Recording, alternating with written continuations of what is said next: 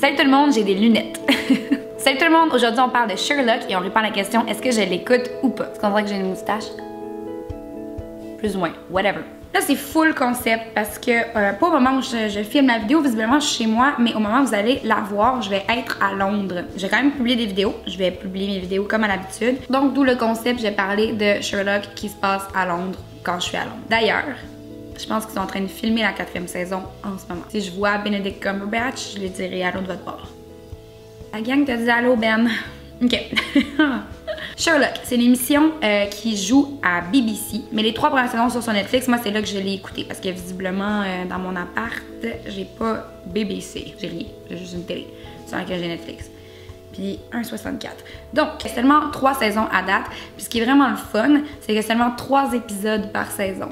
Quand tu découvres cette série-là, t'es comme oh my god, c'est tellement bon, j'ai donc hâte de tout le binge-watch. Tu pleures un peu quand tu réalises qu'il y a 9 épisodes. Prix de consolation, les épisodes durent 1h30. C'est un peu comme des mini-films. J'ai un cheveu sur le bras. C'est l'histoire de Sherlock Holmes que visiblement on connaît parce qu'on l'a vu à maintes et maintes reprises dans les films, dans les livres, dans les séries de télé, dans plein d'affaires. Mais là, c'est une version moderne. Donc, Sherlock qui texte. Puis Watson et blog. Merci, c'était ma meilleure imitation de Sherlock et Watson. Donc ça commence quand Sherlock, qui est joué par le grand Benedict Cumberbatch, qui est honnêtement un des meilleurs acteurs qu'on a vu depuis très longtemps, et là-dedans surtout il est amazing, quand Sherlock rencontre Watson, qui est joué par Martin Freeman, qui était aussi le Hobbit, The Hobbit, the one and only. Lui il revient de la guerre en Afghanistan où il était Army Doctor, puis là il rencontre un de ses amis dans un parc qui est genre t'as sûrement besoin d'un appart.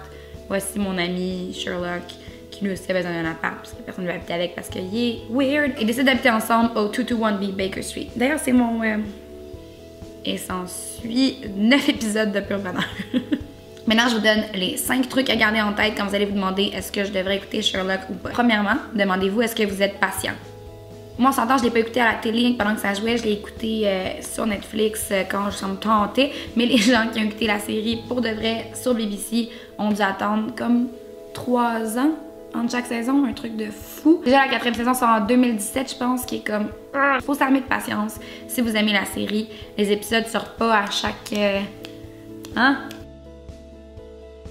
La 4e chose, c'est qu'il faut avoir du temps. Il faut prendre le temps pour écouter les épisodes qui durent quand même 1h30 et il faut être concentré aussi parce qu'il se passe beaucoup de choses, beaucoup de petits détails à remarquer. C'est vraiment comme des films. Donc c'est sûr que si vous êtes un peu crazy comme moi, vous allez écouter genre une saison d'une soirée puis vous demandez où sont passées les 6 dernières heures de votre vie. Mais sinon, vous pouvez tirer les 9 épisodes sur au moins 9 jours. Wouhou! La 3e raison, c'est si vous aimez les émissions policières ou de mystère. Moi, c'est quelque chose que j'aime beaucoup. J'aime toutes les CSI, les Criminal Minds, ces affaires-là. J'adore ça quand chaque épisode, c'est une enquête différente. Puis c'est le même principe. C'est sûr que c'est un peu mieux, un peu plus recherché qu'un CSI Miami, mettons. La 4e raison, c'est que c'est très bien écrit. Là, c'est sûr, c'est basé sur... J'ai mué en disant écrit, c'est gossant. Là, c'est sûr que les gens qui écrivent la série se sont basés d'un livre qui était déjà à la base bien écrit par un des plus grands auteurs du 19e siècle, mais quand même, props aux gens qui ont écrit cette série-là, c'est drôle, c'est super intéressant, les personnages sont très attachants, les histoires sont très intrigantes, c'est juste vraiment smart. It makes you feel smart. Je dirais que juste pour ça, ça vaut la peine. Ça fait changement des séries qu'on écoute juste parce qu'on veut absolument savoir comment ça va terminer. Wink wink Lost, mettons. Et la dernière, 5e raison, mais non la moindre, c'est clairement Benedict Cumberbatch. Honnêtement, je vous avertis d'avance, vous êtes prévenus, mais vous allez tomber en amour avec Benedict Cumberbatch et le personnage de Sherlock, qui est, même s'il est super distant, froid, méchant, qui a aucune habileté sociale, il est quand même extrêmement attachant et drôle, à ses dépens un peu, et puis devient de plus en plus humain plus la série avance. Donc c'était mes 5 raisons pourquoi écouter Sherlock. J'espère que ça vous a convaincu. La semaine passée, j'ai parlé de Game of Thrones qui était dans mon top 5, mais Sherlock c'est facilement dans mon top 3. Ouais. Un jour, je vous parlerai de ma série préférée, number 1 in my cœur, mais là, du calme, on va attendre un peu. Je sais pas pourquoi, mais c'est ça. Merci beaucoup d'avoir écouté la vidéo. Laissez-moi savoir dans les commentaires de quelle série vous aimeriez qu'on parle la prochaine fois. N'oubliez pas de vous abonner à ma chaîne pour rien manquer. Et puis nous, on se voit très bientôt. Bye!